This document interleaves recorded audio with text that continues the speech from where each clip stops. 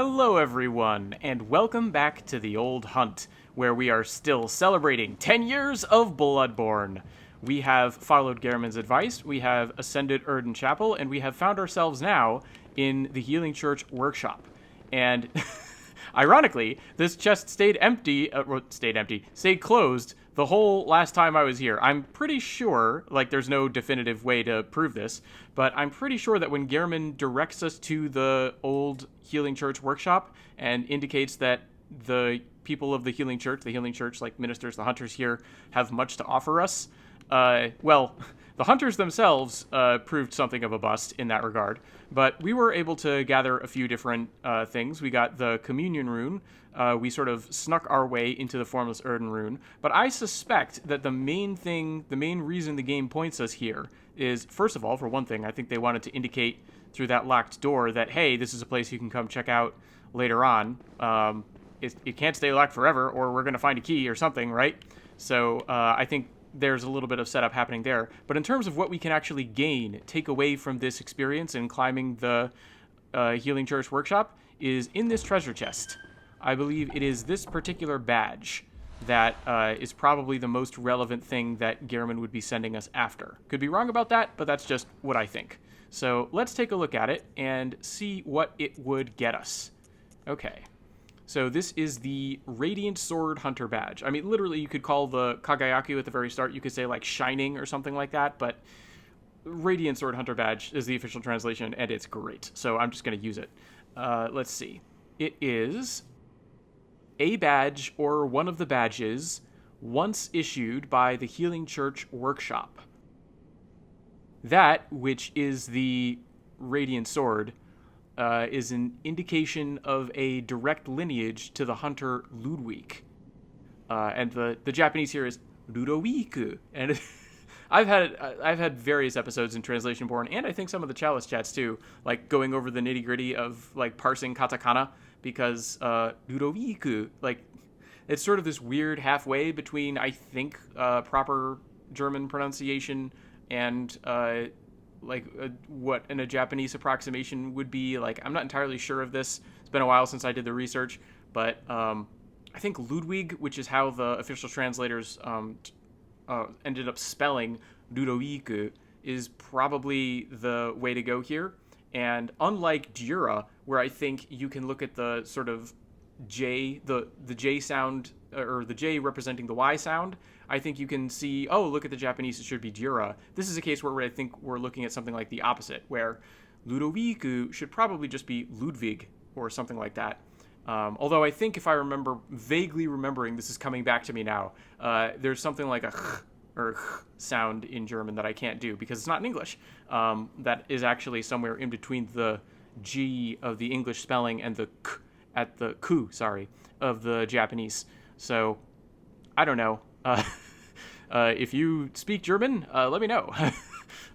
Because Ludwig seems to be a name with some German heritage. But anyway, that's the first set of lines there. Interesting that it points out the direct line to Ludwig, and I'm going to try and come back to this point because it's going to have some bearing on another point that I think I'm going to be making in this episode. Obviously, I'm just doing this as I go, but I sort of expect we're not going to make a lot of progress either, because we're going to be going to one of my favorite places in the game, and there's going to be a lot to talk about. Anyway, let's focus on the item at hand here. Come on. Got to stay on task. All right, let's see. That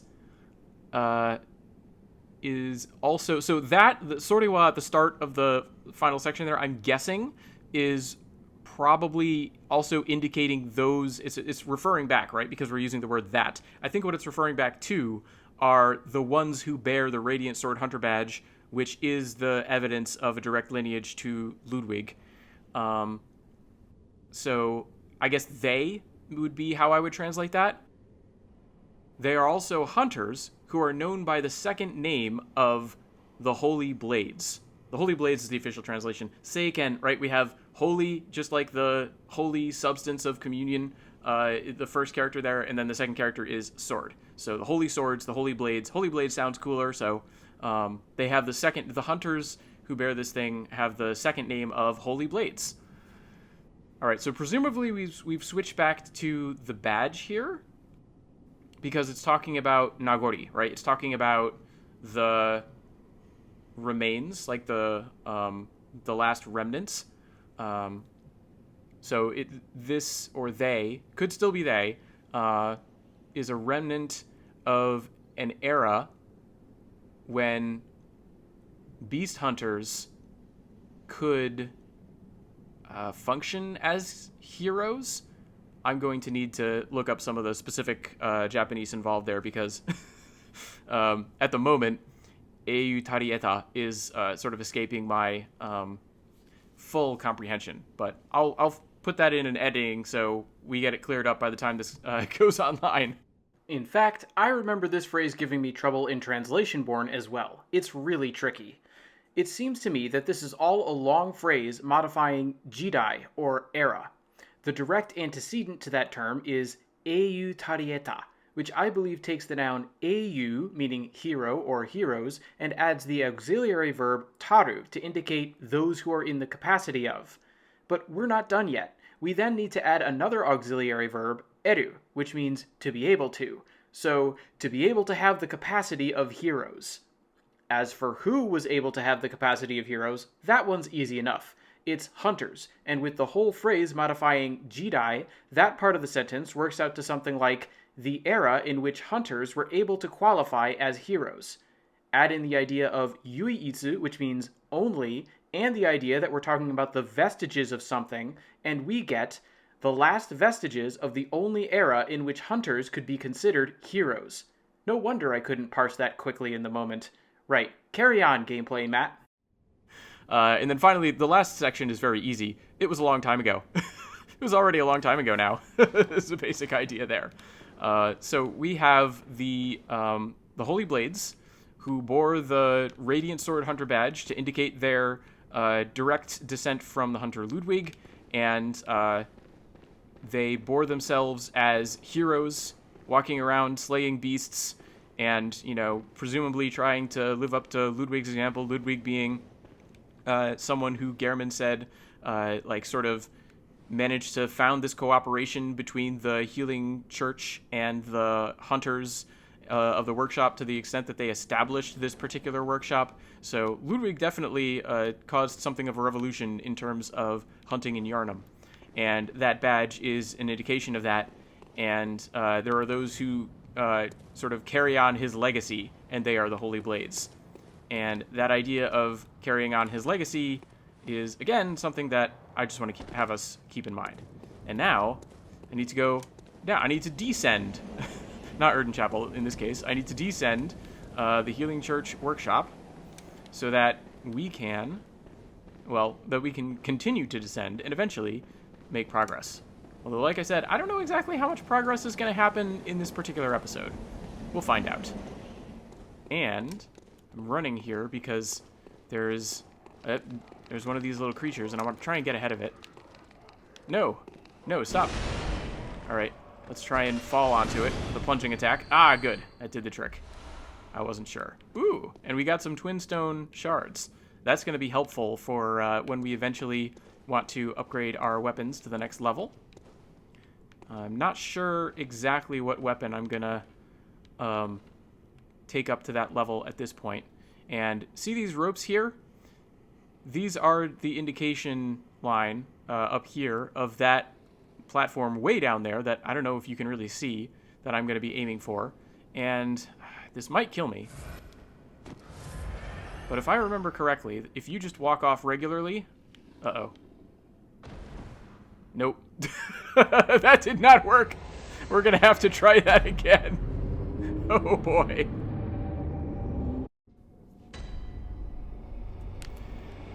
Okay. We gotta try that again. We gotta figure that out. We gotta make that drop. I think maybe what I need to do is walk at like a regular, not a regular pace, but a slow pace. So I thought the trick was walking regular like this. I think perhaps the trick is walking very slowly. But at the moment, I need to run because all the enemies are back now that I've died, including the gunner here. Ha! I'm the one who laughs now. Ha ha ha. And we get to just run past all of these enemies here. I do not think that the material enemy comes back. Don't think that's how it works in Bloodborne. So we don't have to worry about chasing that thing down. Instead, we can simply drop down here. All right. And if I am lucky... Uh-oh. Where are my blood echoes? Maybe an enemy up above has them. Well, if an enemy up above has my blood echoes, that's very annoying, because I was going to try and use them, and it's very likely that I will die again in attempting to make this fall. But, we're going to give it a shot. I'm going to walk it like a slow crawl. There we go. It worked that time. So, note to anyone trying to make that jump from this point forward, or like after you watch this playthrough, if you want to try that yourself, just go very slow. And the main way down this passageway here, which is something we can see over there, which actually is reminding me, I need to turn my portable lantern back on. There we go. Get a little bit of light in this darkness. And now I will make one more drop here. Yep. And use another blood vial. And we will come in here. And this is maybe my favorite place in the entire game. We'll find out. Here it is. The abandoned old workshop. And it should look very familiar. And just the existence of this place, I think, is extremely cool. And obviously, it's going to tie in to our way of understanding the world of Bloodborne, because this is clearly what the workshop in the dream is based off of. Like, it's just, you can look around and you can see it, right? All the plants, all the passages, the little pathways, the spot here. The messenger bath isn't here because messengers do not live in the real world. I'm back, by the way. Every time I come here, it's like the biggest thing, I think, that pushes me away from the idea that all of Yharnam is a dream. Now, it's not conclusive. There are ways that you can say that this place right here is a dream in and of itself. So it's not like rock solid, but it does... The effect that coming here has on me is to make me actually think that, no, this is the real world. And you sort of had to counterbalance that, right? Because when I was in Old Yharnam, I was saying, oh, like running around here, it seems really obvious that all of the beasts that are still burning on the crosses, all of the burning piles of bodies that we were running across, all of that seemed like, okay, if we're talking about the tragedy that struck Old Yharnam, that seems like it happened a really long time ago. Like, all those fires should have burned out, right? Like, even if it happened in relatively recent history, even if it was like a year ago even if it was like a month ago even, right? You would expect those fires to have burned down, right? You'd walk in and you just find the remains of the corpses, the remains of the burned out remains of the beasts on all those posts and everything. And that's not what we find. We find it still in a terrible state that's as if it had been the aftermath of the horrible burning of Old Yharnam. So that seems to indicate that this world out here is another dream, because the state of reality shouldn't be able to perpetuate like that. And the thing is, this indicates the opposite to me, because, and this is going to like tell you how I like to think about things, really, because what's a better story? A story that this place here is the real world and it inspired a place in the dream, or a story that this here is a dream inspired by the real world and in turn inspired another place in the dream? That second one just feels wrong to me. And if you think from a storytelling perspective, what's the most impactful way to present Old Yharnam? Is it with everything burned out and, years, as if it's been years since the terrible burning of the town and the horrific, hunting that people were going through the streets and shooting beasts and possibly people alike as they ran out of burning buildings? I mean, I just don't think you can convey that level of horror in an impactful way if everything has just burned to cinders, essentially, and you're just running around an old burnt-out ruin, old burnt-out husk of Old Yharnam. I think it's just a more exciting way to present that area. And that's the way that I have traditionally always thought about it. Because it just makes more sense to me that you present this in the compelling story fashion, that it's the real world and the dream is based on it, right? I think if you consider the trophy name, this is translated as the source of the dream. And it's super cool that this is the source of the dream. I think it's amazing.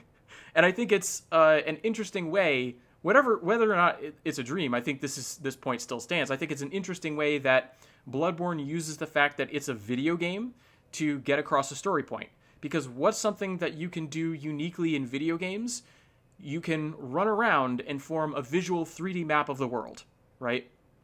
So the fact that this is a physical location that's connected to all these places we've been running around in, and is also in this detached location of the hunter's dream that's tied sort of spiritually, that we go to, like, it's called a dream, right? We know it's not reality, right? Whether or not you've accepted that it's a nightmare, which I think it is. I think it's a nightmare realm, and it's a nightmare realm called the Hunter's Dream. Even if you just think of it as the Hunter's Dream, that place doesn't seem to be connected to reality. So when we come here and we see its connection to like the rest of the world, as we can see all these surrounding buildings that aren't there in the dream version, it just feels like a revelation.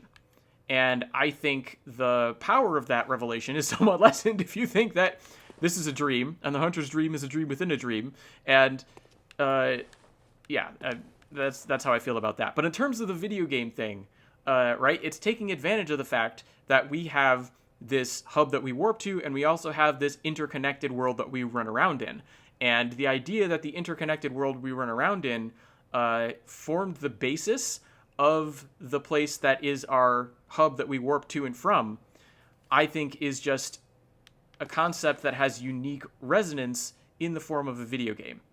And I think it's cool, right? Like, it's something that you can't really recreate the same effect through text.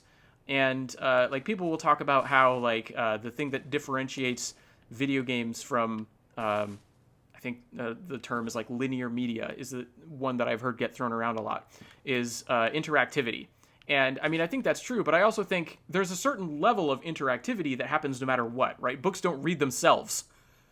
Audiobooks might come close, right? Someone's reading them out loud, but you still have to listen, right? If you leave an audiobook playing in a basement, that story does no good to anyone, right? There's a certain base level of interactivity that happens in all forms of media. Not all forms of media give you the experience of stumbling into the place that is the basis for the hunter's dream.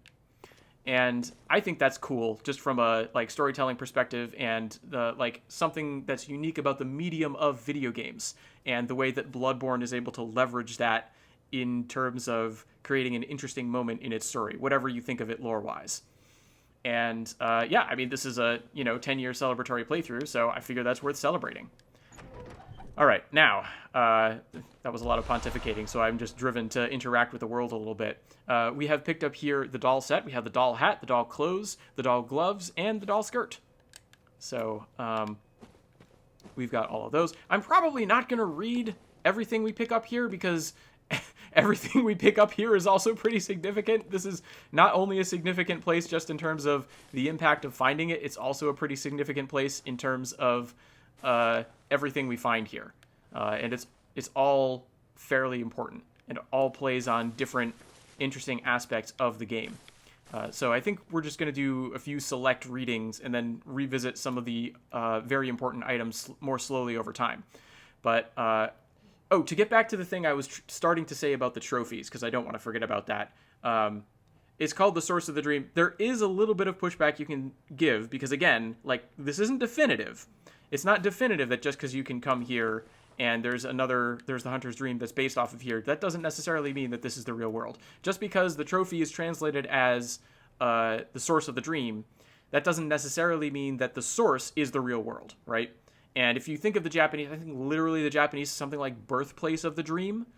And similarly, right?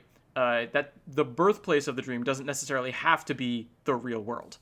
And quite frankly, I think part of the point of Bloodborne is to make you ask what's real, right? So this sort of permanent indecision. is this the real world? Is it just a dream in and of itself? Is sort of part of the point, because you can never quite get a firm grasp of reality. Although, like I said, I am sort of drawn to that particular interpretation. Now I'm going to come over here. I'm going to do another video gamey thing. I'm going to, having located myself... Oops, that's not what I want. Having located myself in this video gamey place, I'm going to look at a moving image. And where is it? Which one of those fingers is it? I don't... There it is. All right, hold on. Let's make sure we catch that. There. We're getting just a hint. Just an occasional twitch of that finger. And how do you explain that? If this is... Oops. If this is the real world, this is the doll. Hello. Looks very familiar, obviously. But if this is the real world and this is just a plain doll laying over here, what is this twitching finger motion? How is that possible? We've got wind ruffling her clothing, which also might be impossible. Might be coming in through the open doorway over here. Let's get out of here, monocular. What are you... I don't need you anymore. You've served your purpose. But there is that little bit of motion. The clothing, again, might be the wind coming in. It's not going to lift the doll's finger, though. And so maybe there is something going on here that is a little bit more than you would think if this is reality, right? I could also say that this is reality, and what we're seeing is the influence of the dream upon the real world. And there's a little bit of bleed through happening right now. And we sort of will get an indication for why that might be happening particularly right now. It might always be the case. It might be something particular about what's happening now. I don't really know. But it's interesting to think about. And again, very inconclusive. As interesting as it is, it's not really strong evidence one way or the other. It's just interesting to ask yourself the question. So, and then of course, if we investigate, we see that a doll has been placed here and abandoned, right? Placed here in abandonment, if you want to be very literal, because the main verb is steru, which is like throw away, abandon. And then ste okareteiru. The okareteiru is coming from oku, which is to place. So it has been placed here to be abandoned. There's this doll, and of course it's not like an active sentence, right? The doll has just been placed here to be abandoned. All right, gonna pick that up. Not gonna talk about it. I'm not gonna talk about that in this episode. This episode's gone metaphysical enough. We're gonna pick this up. We're not gonna talk about it. We're gonna talk about that one later, probably in the not too distant future. We're gonna come out here, and we're gonna notice something else, because right here we have sort of an overgrown, partly destroyed gravestone. And we only have this one. In the Hunter's Dream, there are all those altars. We use the ones that are over here at the gravestones. They're not just altars, they're grave altars, right? Because they're all gravestones and they double as altars for the Chalice dungeons. Those aren't here in this Hunter's Workshop. Just like the Bath Messengers, they're not over here where we got the doll set in that chest, nor are they up there, right? Let me run up and verify that. And while I run up and verify that, we can also verify there are none of the headstones that normally allow us to awaken in places in Yharnam. So those aren't there. And when we come up here and come out this little doorway, there's no like bird bath type thing over here. There's no tray of water. So there's another set of physical information. And of course, there's no garden. There's no like extra alleyway over to a garden over here. And I don't know if you caught it before. I'm still going to leave that. I don't know if you caught it before, but if we come back, there is a gate in the Hunter's Dream that is not here in this version of the workshop. And that gate in the Hunter's Dream will come into play much, much later in the playthrough. But it's another area of this place in its version in the Hunter's Dream that is not reflected here. So we're seeing that if this is reality, the hunter's dream is not 100% reflective of its layout. It's been changed. It's been altered.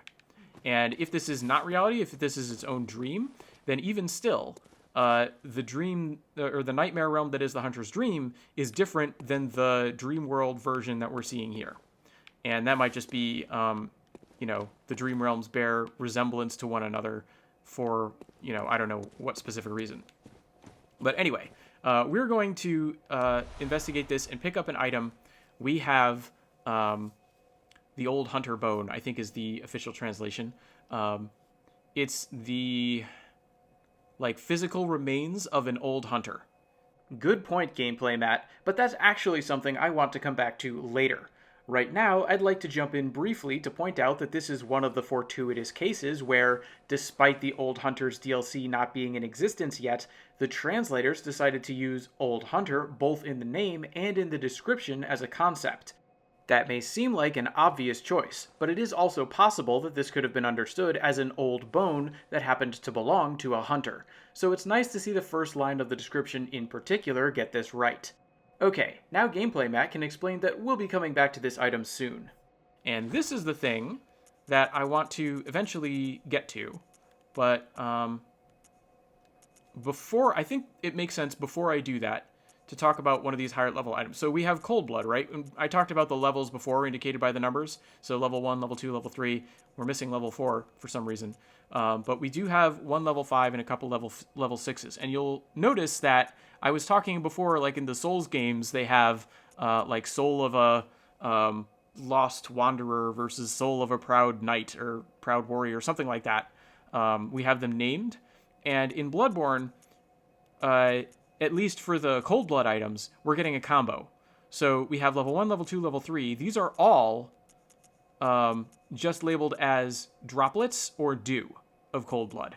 Whereas when we go up to 5 and 6, and I think it's 3 is the breakpoint. So 1, 2, 3. If we had a 4, we would see that level 4 is the breakpoint where we start to get no ko na shiketsu, right? No ko is like thick, strong. I forget what the official translation is.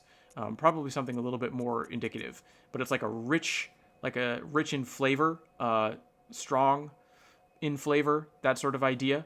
And of course, Cold Blood is literally death blood. So again, the quick description, you use them to gain blood echoes. And since I feel like Gameplay Matt dropped the ball on this one, I thought I'd jump in while editing to help make some of these next points, starting with a potential literal translation of this item description. Rich death blood harboring bequeathed will of blood. Used to gain many bequeathed wills of blood. Powerful bequeathed will produces rich death blood. That resembles obsession and is a thing that supports human strength. So, the key thing I want to point out here is that it is a strong dying or bequeathed will that produces rich, dense, or thick cold blood.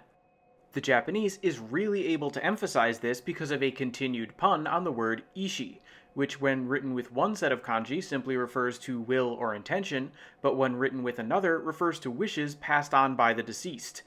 In the original, it is this second set of kanji that are used when describing the strong will that produces this higher level version of cold blood. To me, the implication of this is that when a person who has a strength of will that borders on the obsessive dies, so much of their will passes into the medium of their dead blood that it becomes enriched or thickened. We are then able to take up the resulting thick cold blood and claim that will as our own. And it's also that process that the description for the old hunter bone seems to bring forward. So let's turn now to a fairly literal version of that. Physical remains of an old hunter whose name is unknown. That hunter is said to have been one of old Gehrman's disciples, and was also a practitioner of acceleration, a technique unique to the first generation of hunters. To draw out an old technique from that person's physical remains, their dying will, is a thing most fitting for hunters, who, depending on the dream, inherit dying wills. Now, there are a few things to note here. First of all, thank goodness the official translators came up with quickening rather than acceleration. The latter term just does not sound cool enough, let alone appropriate to the period. Second, you may have noticed that there's a little bit of ambiguity about the wording of the Japanese that I tried to preserve in English towards the end of the description. That would be the question of what the hunters are depending on the dream for. Do they depend on the dream to inherit dying wills, or do they depend on the dream in general, with the inheriting of dying wills happening separately? In Japanese, this all depends on how you interpret the phrase niyotte. Taken as a connecting phrase, the dream could be understood as the means by which hunters take on blood echoes. Taken as a conjugated form of the verb yoru with the particle ni, their dependence on the dream could be understood as a complete thought, leading into another short phrase about gaining blood echoes. Personally, I'm inclined to side with the official translators, who refer to the hunters as being sustained by the dream, in thinking that the latter interpretation is correct. I have two reasons for this. First, it's highly unusual to use a kanji for yoru when employing it as a grammatical phrase. And second, we are demonstrably not the only beings in this world that can take in blood echoes. Remember that sometimes enemies can walk around with those that we drop. To be fair though, just because it's unusual to use a kanji for the grammatical phrase doesn't mean it's impossible. And it's also possible that in referring to our inheriting dying wills, the reference is not to our picking up blood echoes, as any enemy can do, but our making them our own, which seems limited to the hunters of the dream. So you'll have to make up your own mind about how all that might fit together. But there is still one last point I want to make, because while I've tried to maintain some of the wordplay happening here, there is one important idea that I failed to capture. I've noted a few times now that the term ikotsu literally refers to physical remains, but what I haven't mentioned is that on an even more literal level, it is represented using first the kanji for bequeath, followed by the one for bone. So when you combine that with the image, you can see why a translation of old hunter bone makes sense. However, this literal idea of a bequeathed bone helps establish something of a parallel in Japanese to the bequeathed will that we've also seen show up in the literal term for blood echoes, which might be rendered bequeathed will of blood. Also, this same term, bequeathed will, appears in reference to where the ancient technique this item enables comes from. You can see it when the Japanese notes how appropriate it is that a hunter should draw an old technique from that bequeathed bone, that bequeathed will. The overall effect of this is to emphasize the extent to which hunters take strength by inheriting the will of the slain. And ironically enough, this is where I'm going to let Gameplay Matt pick things up. And what I think this is doing is it's showing how Hunters of the Dream in particular are all about that sort of legacy, that sort of heritage. And I think this is one of the major themes in Bloodborne is legacy, right? And it's drawing things out of the dead in particular, right? Because cold blood isn't just cold blood, it's death blood. And Madman's knowledge isn't just knowledge, it's knowledge that we gain from a dead skull, right? So something dies and we can take its blood and pull the dying will out of it. Something dies and we can scrape its skull and pull the last remnants of, wisdom out of it. And we'll leave that alone. Something dies, and we can pull an old art of quickstepping that only the first hunters seem to be able to use. We can pull that out of this relic. Also, when we go into the chalices, we perform these rituals, and when we do that, we use relics in order to enable them and empower them. We've got the ritual blood, right? And we've got the blood stones that also form after death that we can use to harden our weapons. We've got the blood gems, right? These are the substances in blood that either crystallize or harden into stones. It all happens after the moment of death. So, something in particular about hunters, and I think especially hunters of the dream, is tied to legacy. It's tied to how they inherit the will of the past. And that's something that you can also see here in the thick cold blood, right? Because it's like a stronger will produces more blood echoes. Maybe that makes it easier for the hunters to draw it out, right? We pull these things out of the mediums that gain things from death, right? Hunters gain a lot from death.